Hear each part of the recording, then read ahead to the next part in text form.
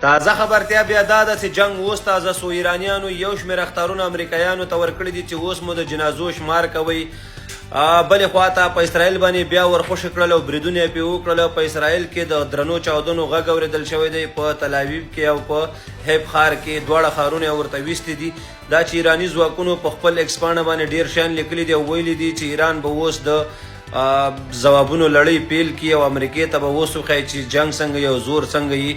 اخوا دېخوا اډې ټولې امریکنیانو خالي کړي دي او زیاترو ته یې الارم ورکړی دی چې تازه خبر اوسئ او آماده اوسئ چې تر څو ایرانیان در باندې حمله ونه کړي.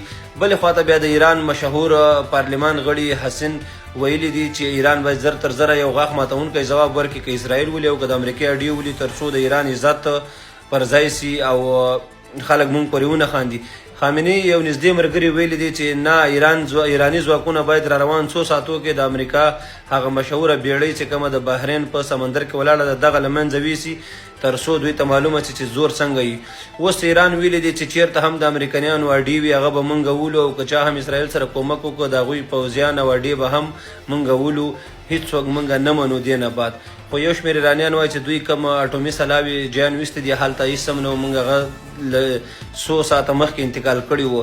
بلې خوا د دوستانو ایرانیان هم دروغ وایي سم درزې ورکړی دی. دومره خطرناکې لمبې دي ته ووایه چې یو اټوم یا کیمیکل فیکټرۍ باندې چا بمونه غورځولي دي.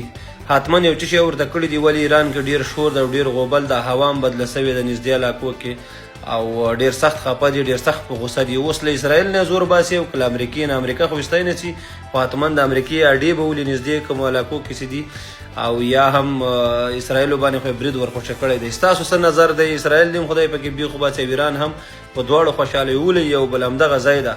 ایران خو د بېګناه افغانانو وینې وچکلې او افغانانو سره ډېر سخت ظلم راغیستی دی. بس چې په موږ نه رحمېږي ولا که په دوی هم اسرائیل او امریکا ورحمېږي. والسلام.